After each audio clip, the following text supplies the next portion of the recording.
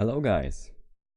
So like the last time I did one of those tier lists, I'm going to continue now with the green item tier list. First off, we got the ATG missile MK1, which has always a 10% chance to fire a missile that deals 300% damage, which increases in damage for 300% each stack as well. So if you have a lot of attack speed, this one is really good. If you're playing the Artificer though, I don't know if I would recommend this one. So if you have a teammate which is playing someone like Commando, the Huntress, the Engineer, because the Engineer has the turrets and they can shoot 3 times as much missiles because they have 3 sources of damage output there. This one is going to be at least an A tier for me, this one. If you want to argue about it, we can do that in the comment section, and I will actually do a summary of all the changes that you suggested that I should make to the entire tier list in total. Next up we got the Willowisp. It is one of my favorite items because it does actually increase the amount of damage and the radius as well. So on killing an enemy you have 12 meters plus 2.4 meters each stack, but I don't really know how far that in-game is, to be honest. I can't relate in block terms or something like you would do in any other game, maybe in a voxel based game for example. But the damage increase is huge here. So 350% plus 280% each stack. For me this one is going to be an S tier for sure. This is going to be a pickup. The Hoopoe Feather is great for utility, but doesn't do a lot when it comes to it. So it does give you an extra jump, that's cool and all, but it doesn't increase your damage and it doesn't stack with the Wax Quail here, so I'll have to give this a C. Going on to the ukulele. It has a 25% chance to fire a chain lightning for 80% damage. So not base damage, it does scale up with critical strikes as well. And it can actually increase the radius for each one that you get. And even if you have no AoE whatsoever, this one is going to help you out a lot. So in combination with some bleeding effects or the sticky bombs, this one is quite good. I would give this at least an A tier as well.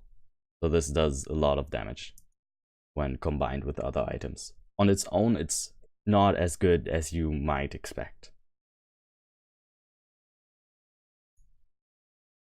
Going on to the Leeching Seeds. The Leeching Seeds are going to help you out when you don't have any heal whatsoever, which do scale up with attack speed as well. So they are going to help you out when you don't have any heal and shoot fast. So once again, the Artificer is not that good on this particular item because the Artificer doesn't shoot as fast. But if the Artificer has some other items which actually link the ukulele, for example, this one, or some other items, for example the bands here, which do damage over time and tick damage, you get every single time one health per tick damage that the other items do. So this is going to be a huge one for everyone. So I'll have to give this an A tier as well. By the way, just letting you know right now, I'm going to compare the green items with each other. I'm not going to compare the green items to the white items because obviously the green items are one step above the white items in general. So I'm not going to do that. Going on to the Predatory Instincts. It is going to be a quite good one if you already have a lot of attack speed and if you have some kind of critical chance source. This one is also giving you 5% chance, but this is not going to be very helpful. If you only have 5%, you still have 95% of not critting here. But overall, this is going to give you more attack speed in general. So I would give this a B tier, because it does more damage and it does give you a little bit of crit strike as well. but it's not as good as flat out damage.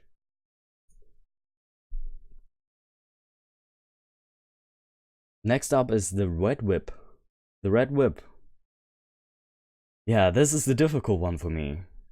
Every single time I play a character which is not moving really fast, I usually take this one so I can actually move a lot faster, because I want to avoid any damage whatsoever with the enemy in general. I will pick this up over most of the other green items, I would say. I would give this a B, but only if you don't have any speed. So if you already have a lot of speed, you don't need this. You can put this in a 3D printer. I would put this in a D space. If you don't have speed though, I would put this in a B place, because it does give you 30% speed in total. So the base is increased by 30% and not the sprint speed. Next up is the Old War Stealth Kit. The Old War Stealth Kit saved my ass multiple times so far. But if you have a dot on you, damage over time, if you didn't know, but you probably know, this one is going to help you out a lot, because this is going to cancel the dot on you, and it's going to make you invisible, so for the enemies not to track you, pretty much. I'll still have to give this a C tier, because you don't want to get hit in the first place. So I would give this a C. Going on to the Harvester's Scythe. This one is just as good as the Leeching Seeds, but only if you already have crit chance. The Harvester's Scythe does do 5% crit chance as well, but it's not as good as some other items, and the crit chance doesn't stack. So you only have 5% crit chance on this one. So I would suggest getting one of those, and then the rest is going to be 9 crit classes. And if you have crit, this one is going to help you out a lot. This is going to increase your health regeneration by 8 plus 4 each stack. So every ticking damage, which I just explained with the Leeching Seed, is going to increase your health by 8 plus 4 each stack. So not only 1 from the Leeching Seed, but 8. So 8 times that if you crit. If you don't have crit, this is not as good. So it really depends on your situation, but I would give this an A tier as well. The Fuel Cell. It does give you an extra charge on your active item, and it does reduce the cooldown of that as well by 15%. So I would give this an S tier. I mean, why wouldn't you want another charge? Except for maybe the crowdfunder or something like that. So I'll give this an S tier. Next up is the Infusion. The Infusion is also one of the ones where I'm not quite sure where I should put it. 1 or 2 of those are good, or even great, but more than that is just, you don't need more than that. You're not going to kill more than 200 enemies after you've picked one of that up, or more than 300, that is. I would give this, if you have 1 or 2 of those, that's fine. It doesn't give you more than that, so I would give this in C tier. The Bandolier does give you a 18% plus 10% chance to drop an ammo pack on each death that you do on enemies. It is awesome for the engineer. If you really wanted to place a lot of turrets because you're moving too fast around the map, it is going to reduce the cooldown for the turrets by 25 seconds or 30 seconds, depending on how much cooldown you already have on those. So every single time you can place another turret, if your other one is down in the early game most of the time, this is going to be a huge one. So I'm going to give this in B tier, because for everyone else this is not as good. But for the engineers it's really good. So the Berserker Pauldron. Killing 3 enemies within 1 second sends you into a frenzy for 6 seconds plus 4 seconds each stack. So if you have the frenzy, your movement speed is going to be increased by 50% and the attack speed is going to be increased by 100%. This is going to be a huge damage up for every character that is going to shoot fast. So every other character is this is not as handy on it. But you still need to get to the place where you can kill multiple enemies within 1 second anyway. So most of the time you are going to have a lot of items to kill the enemies quicker than this thing can proc. So this is, in my opinion, not as necessary to pick up. Unless you have something like the Willowisp, which kills 3 of the enemies at the same time. And then you proc this one with it. But I would give this a D tier. You can complain all you want. I think my reason is acceptable here. The Rose Buckler. I really don't know what to think of this. I would give this an F tier in my opinion. But a lot of people seem to like this. I've never noticed the difference with the Rose Buckler or not. But it does give you a 30%, 30% no. It does give you 30 plus 30 armor per stack while sprinting. And if you already know, the Magma Worm only has 15 armor in total. So this is double than the Magma Worm already has in total. So I don't know, I've never felt it take an effect or something, but I would still give this a C tier because I don't know, I wouldn't go out of my way to pick this up. But it's not that bad if you compare it to the armor of the enemies. The Rules Band, the white one of the two. It does 250% damage plus 125% damage each stack. It is also not going to increase the chance that it does hit on an enemy, but it slows the enemy.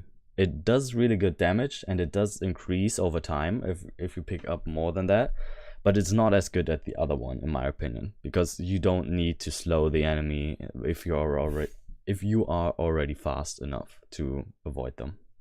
So I would give this at least an A tier. The other one, the Kyaros Band, I would give this an S tier for sure, because it does give you double the damage that the ice one does. Yes, it doesn't slow, but 500% damage and 250% damage is double the damage that the Rules Band does. Every single time you pick one more of those up, you get 250% more damage, and that is what this one does in total. So if you have 5 of those, you're going to do at least 1500 damage with this ring, but on this thing it's only 750%. Yes, this does slow, this does not. This is in my opinion better because flat out damage is great. Chronobauble is shit, F tier. Wax Quail.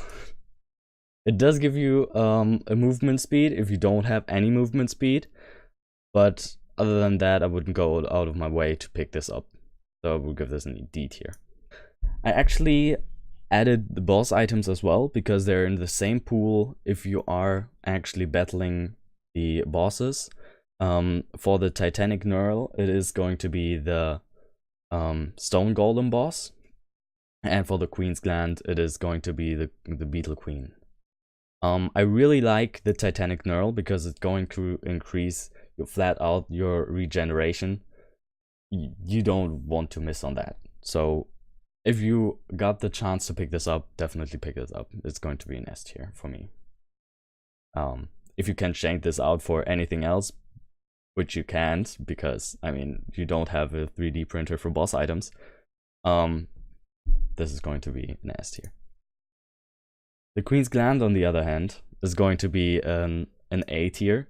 It does a lot of damage and the beetle does respawn as well, but the thing is that every single time you have that beetle around you and you're playing, for example, with the Artificer, and every single time you're throwing out an electric blast ball, whatever that is called, it can actually block your hits, and then you have your secondary attack on cooldown because the beetle was in the way between the enemies and you. So the beetle warrior can actually be a bit worse than helpful sometimes. It doesn't apply to all the time, so that's why it's an A tier. I hope you enjoyed this one here. I see you in the next one. I'm still aiming for 30 subscribers. The next goal would be better than my brother, which is at 59. I'm really glad that the first one got so much views. So many views? So what? I don't know. It's not my native language. I guess I'll see you in the next one. Goodbye.